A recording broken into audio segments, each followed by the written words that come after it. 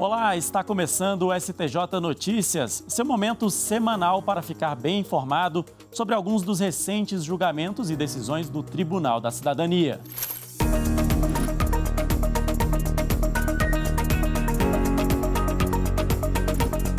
Nesta edição você vai ver, começa oficialmente o ano judiciário 2025, com a retomada dos julgamentos colegiados no STJ. Policial penal denunciado por roubar clube de tiro vai continuar preso. E ainda preparamos uma reportagem especial sobre o entendimento do STJ que amplia a cobertura de planos de saúde para sessões de psicomotricidade. Eu sou Jafer Araújo e o STJ Notícias está no ar.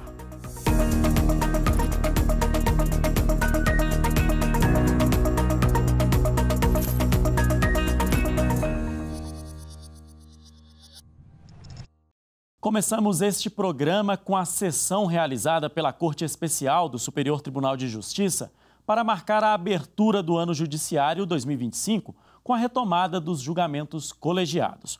Confira na reportagem. O presidente do Superior Tribunal de Justiça do Conselho da Justiça Federal, ministro Herman Benjamin, conduziu a sessão da Corte Especial de abertura do ano judiciário de 2025 e apresentou um balanço detalhado das atividades do plantão judiciário para os ministros presentes e demais autoridades. No nosso plantão foram recebidos quase 9.000 processos. Metade quer dizer, a média de 316 processos por dia útil, um número inacreditável, e 10 por dia nos fins de semana e feriados. E nesse período, a presidência proferiu quase 9.000 decisões. O habeas corpus foi a classe processual mais representativa, com 6.705 pedidos no plantão judiciário, uma média de 155 por dia. No início deste ano, o STJ contabiliza em torno de 360 mil processos em tramitação. A segunda sessão do tribunal concentra a maior parte dos casos, com quase 110 mil processos, seguida da terceira sessão, com cerca de 90 mil, e da primeira sessão, que reúne mais de 80 mil processos. O vice-presidente do STJ e do CJF e corregedor-geral da Justiça Federal, ministro Luiz Felipe Salomão, destacou as iniciativas e o dinamismo da atual gestão. Presidente, essas palavras são para cumprimentá-lo pelas iniciativas, dinâmica, a gestão. Trabalhamos normalmente no mês de janeiro na corregedoria, na vice-presidência, apoiando a presidência também. E o meu desejo é de continuar ajudando no que é possível o trabalho que Vossa Excelência vem realizando.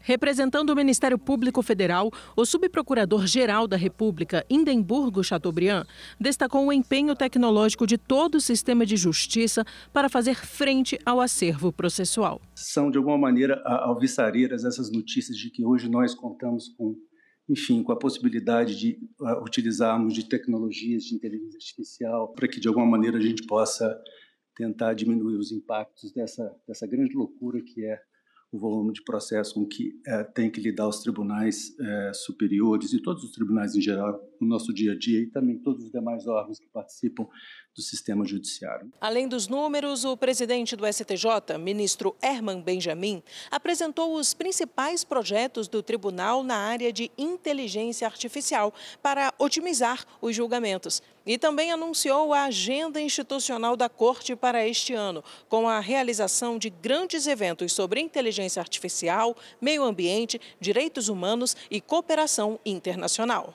Com o fim do recesso forense e das férias coletivas, os prazos processuais voltam a correr normalmente. As 6 turmas do tribunal retomam os julgamentos nesta terça-feira, enquanto a Corte Especial se reunirá novamente na quarta. Já as 3 sessões especializadas terão sessão na quinta, sempre a partir das 2 da tarde. A partir do dia 20 de dezembro e ao longo do mês de janeiro, a presidência do STJ julgou diversos casos urgentes que chegaram na Corte durante o período de recesso forense e férias coletivas. Em uma dessas decisões, o presidente do Superior Tribunal de Justiça, ministro Herman Benjamin, manteve preso um policial penal denunciado por roubar clube de tiro. O policial penal foi denunciado pelo Ministério Público por participação no roubo de 22 armas de um clube de tiro. Ele foi apontado como integrante de uma organização criminosa e teria facilitado o acesso de comparsas à empresa do qual era sócio. O habeas corpus foi apresentado ao STJ depois que o Tribunal de Justiça do Espírito Santo manteve a prisão preventiva do homem por entender que a medida foi fundamentada em elementos concretos da investigação, como interceptação telefônica, laudos periciais e depoimentos. Além disso, a Corte Estadual apontou risco à ordem pública e à instrução criminal se o acusado fosse posto em liberdade. No Superior Tribunal de Justiça, a defesa alegou que a prisão preventiva foi imposta sem fundamentação adequada e que não foram explicitados motivos pelos quais o juiz não deixou de aplicar medidas cautelares previstas no Código de Processo Penal. Ao indeferir a liminar, o presidente do STJ, ministro Herman Benjamin, afirmou que não foi verificada a situação de urgência que justifique a intervenção do STJ em regime de plantão. Segundo o presidente, a análise detalhada será feita no julgamento definitivo do habeas corpus a cargo da 6ª turma do tribunal. Em outra decisão monocrática, o ministro-presidente Herman Benjamin suspendeu decisões que obrigavam o ressarcimento integral de cortes de geração de energia eólica e solar. A Agência Nacional de Energia Elétrica, a ANEEL, pediu a suspensão de decisões do Tribunal Regional Federal da Primeira Região, que em tutela provisória determinavam o ressarcimento integral dos cortes de geração de energia em favor dos geradores eólicos e solares. O caso teve origem em uma ação ajuizada pela Associação Brasileira de Energia Eólica e pela Associação Brasileira de Energia Solar Fotovoltaica. Isso porque a Agência Nacional de Energia Elétrica, a ANEEL, elaborou a Resolução Normativa 1030 de 2022, que limitou a compensação financeira nos casos de cortes de geração nas hipóteses de indisponibilidade externa, ou seja, em situações ocorridas fora das usinas. Segundo as associações, a ANEEL excedeu suas competências. O Tribunal Regional Federal da Primeira Região considerou que a legislação que regula o setor elétrico assegura a compensação por todos os cortes de geração de energia. A mesma decisão foi aplicada pelo TRF1 a pedidos apresentados por outras empresas de geração de energia. No STJ, o ministro Herman Benjamin comentou que é precipitado concluir que a resolução da ANEEL teria extrapolado os limites do poder regulamentar. Além disso, o ministro destacou que os prejuízos das empresas de geração não poderiam ser repassados diretamente aos consumidores sem um exame mais aprofundado sobre os riscos relacionados à atividade empresarial. A suspensão vale até o julgamento de eventuais apelações contra as sentenças que vierem a ser proferidas nos processos principais. Em recente entendimento firmado, a 3ª turma definiu que para banco ser responsabilizado por golpe com uso de conta digital, é preciso demonstrar a falta de diligência da instituição. Por maioria de votos, os ministros da 3ª turma do STJ entenderam que não houve defeito na prestação de serviço de um banco digital em uma situação na qual estelionatários utilizaram uma conta para receber pagamentos de vítima de golpe. O caso teve início quando um homem, acreditando ter arrematado um veículo em leilão virtual, pagou um boleto de R$ 47 mil emitido por um banco digital. Após não receber o carro, ele percebeu que havia sido vítima do golpe do leilão falso, que é uma espécie de fraude em que estelionatários criam um site semelhante ao de empresas leiloeiras verdadeiras para enganar os compradores. Ele ajuizou então ação indenizatória por danos materiais contra o banco digital, sustentando, entre outros pontos, que a facilidade excessiva na criação da conta bancária permitiu que o golpe acontecesse. O Tribunal de Justiça de São Paulo, mantendo a sentença de 1º grau, julgou a ação improcedente por considerar que, além de a abertura da conta ter seguido os procedimentos definidos pelo Banco Central, o autor do processo não teria agido com cautela ao se deixar enganar por uma oferta que era 70% inferior ao valor de mercado do veículo. O caso chegou então ao STJ e a relatora do recurso especial, ministra Nancy Andrighi, destacou que os requisitos que as instituições devem seguir na abertura, manutenção e encerramento de contas no meio digital estão dispostas em resolução do Banco Central e que, quando seguidos, não há falha na prestação de serviço. A ministra considerou que exigir documentação ou formalidade específica para se criar conta digital contraria a regulamentação específica sobre o assunto. A maioria dos ministros da terceira turma seguiu o entendimento da relatora e definiu que, como o correntista era o estelionatário e não a vítima, também é inaplicável o entendimento que responsabilize a instituição bancária por não impedir transações que destoavam do perfil de movimentação dos correntistas. A gente segue nesse assunto com a explicação de um especialista em direito do consumidor sobre as diligências que um banco precisa cumprir na hora de abrir uma conta digital para evitar golpes. Vamos ver. As instituições financeiras brasileiras, elas têm o dever de cumprir as determinações do Banco Central, dentre as quais ela precisa ter um sistema que assegure que os correntistas que buscam abrir as contas virtuais realmente representa quem o são. Então, na hora que se cadastra um CPF, aquela pessoa realmente representa e diz respeito àquele CPF. Isso é feito por conferências de documentos, recolhimento de imagens, reconhecimento facial na abertura da conta. Tudo isso é dever do banco. Contudo, não é possível implementar a responsabilização às instituições financeiras quando uma conta bancária virtual corretamente aberta, devidamente registrada e que teve ali os seus termos conferidos pela instituição financeira é utilizada na realização de negócios que podem caracterizar um golpe. O que a gente vê é que os consumidores precisam, além ali de ter aquela boa fé na hora de realizar os seus negócios, que eles tenham diligência em buscar e conhecer quem são os intermediários que estão ali realizando o negócio. Com a retomada dos julgamentos colegiados no último dia 3, o Superior Tribunal de Justiça publicou novas regras para as sessões virtuais, com livre acesso do público aos votos dos ministros. O STJ divulgou uma portaria para estabelecer normas para as sessões de julgamento que o tribunal optar por realizar de forma online. O documento definiu como julgamento eletrônico aquele realizado em ambiente virtual de forma assíncrona, ou seja, não simultânea, e com a regulamentação, quase todos os processos originários e recursais poderão ser analisados desta forma. O julgamento de algumas classes processuais irá permanecer restrito às sessões presenciais, como ações penais, inquéritos, queixas-crime e embargos de divergência em recurso especial e em agravo em recurso especial. Nos casos envolvendo embargos, quando se tratar do mérito do recurso e não apenas de conhecimento. A resolução determina que os julgamentos virtuais sejam, em regra, públicos e disponíveis para acesso no site do STJ, exceto aqueles que tramitarem sob sigilo. O relator irá disponibilizar a proposta de emenda, o relatório e o voto logo no início da sessão, e os demais ministros terão 7 dias corridos para se manifestar sobre a matéria em julgamento.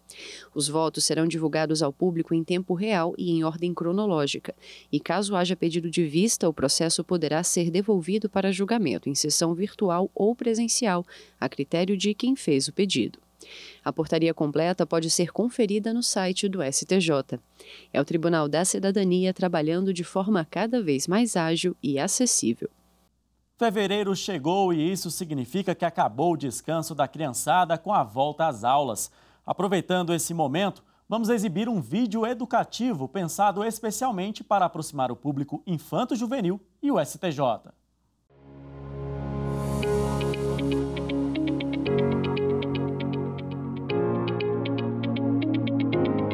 E aí, galerinha, seja bem-vindo ao Superior Tribunal de Justiça. Eu sou a Samanta e vou contar para vocês um pouquinho do funcionamento desta casa. O STJ é parte integrante do Judiciário, um dos 3 poderes da República.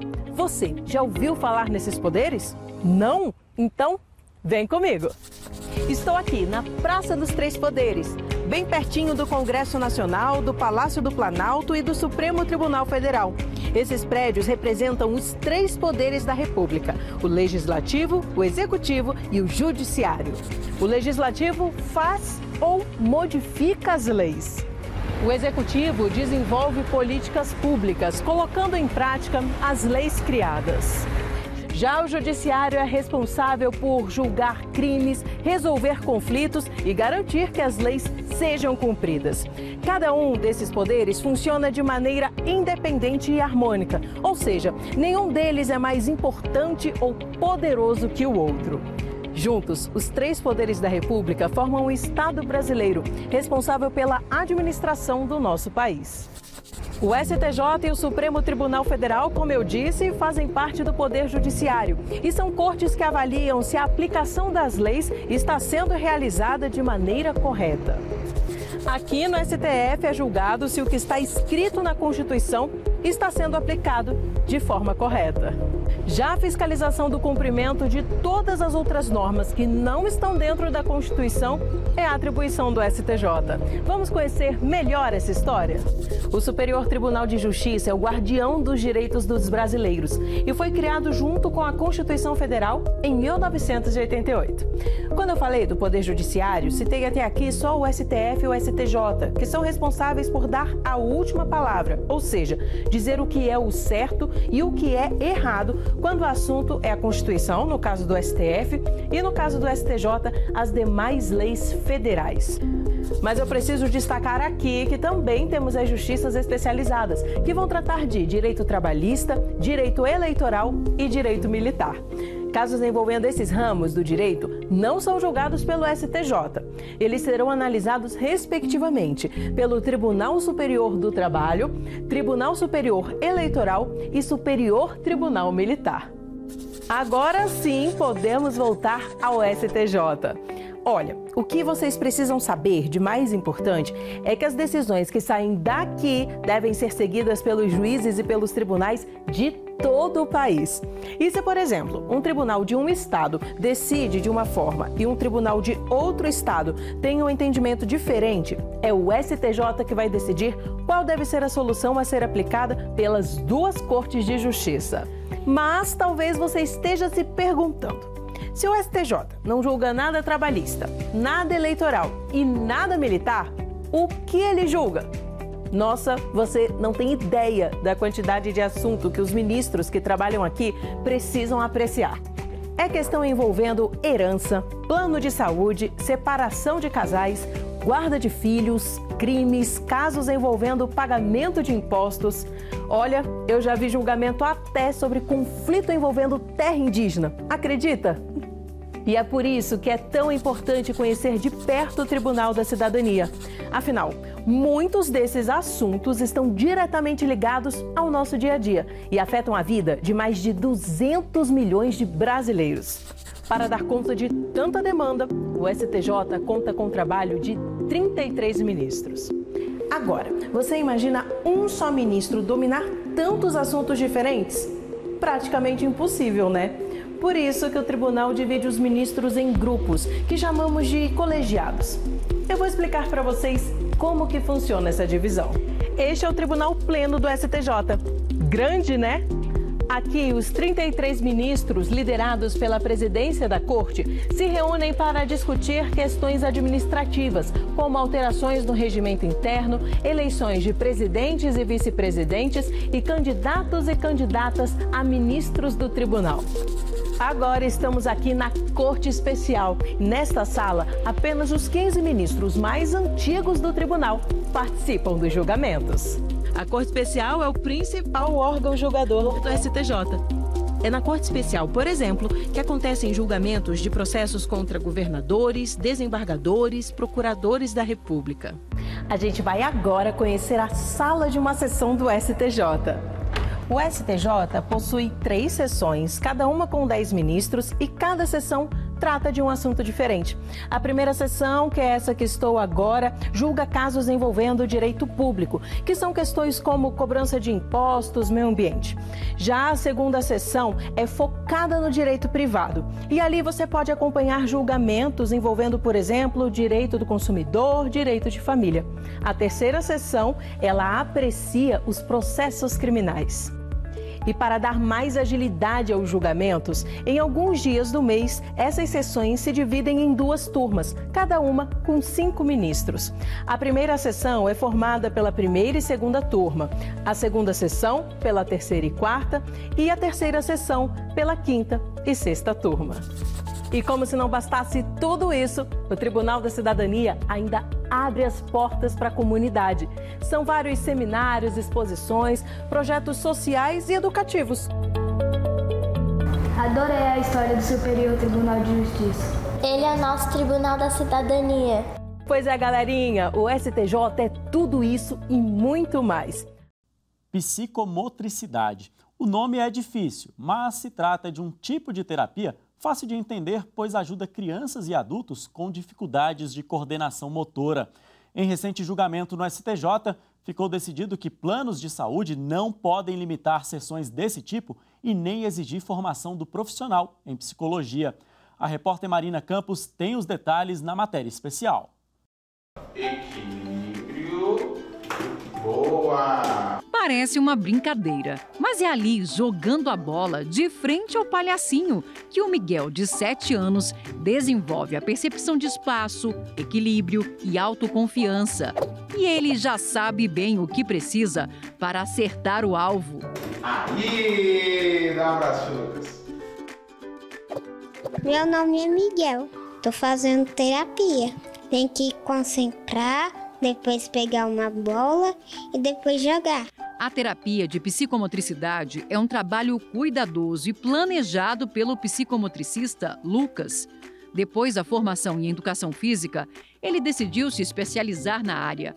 A pós-graduação foi uma adaptação na carreira para auxiliar crianças com atraso no desenvolvimento motor. É uma adaptação na qual nós precisamos entender a ciência como de fato que é a psicomotricidade. Ao entender essa ciência, nós podemos usufruir melhor dela e aplicar aos pacientes. Com a psicomotricidade, nós podemos ampliar o movimento daquela criança para que ela tenha um controle motor melhor. E o resultado dá para ver na felicidade e no desenvolvimento das crianças que fazem as sessões. A mãe do Benício conta como a terapia mudou o dia a dia do filho. Ele caía demais, tropeçava demais, não aceitava qualquer tipo de sapato, tinha que ser um mais fechadinho para ficar confortável para ele, para ver se ele caía menos. E ele fazia fisioterapia, sempre fez, desde 1 aninho e meio. Só que quando a gente encontrou o Lucas, há mais ou menos 2 anos atrás, foi um divisor de águas, assim. E ele evoluiu demais, demais mesmo. Oh, não acredito!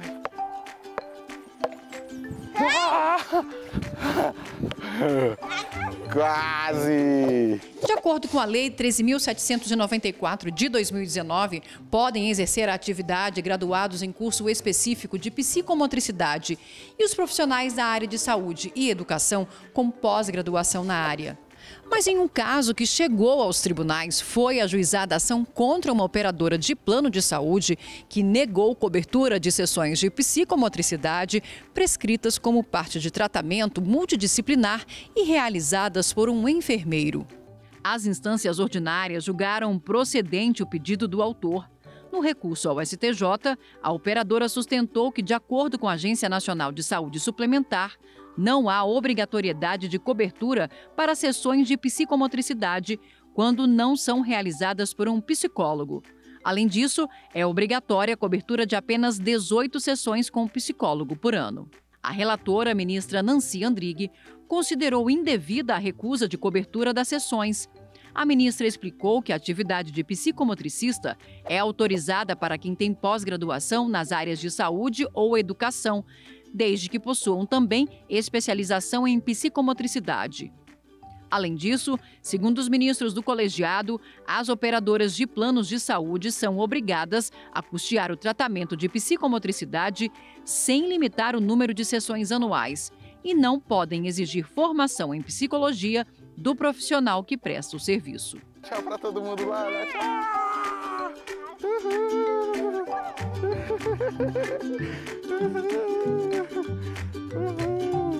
Assim? E estamos chegando ao fim de mais um STJ Notícias. Na semana que vem tem mais programa para você e até lá te convidamos para continuar atualizado sobre tudo o que acontece aqui no Tribunal da Cidadania, acessando o nosso site oficial e o canal do STJ no YouTube, além de nossas redes sociais e plataformas de áudio. Até mais!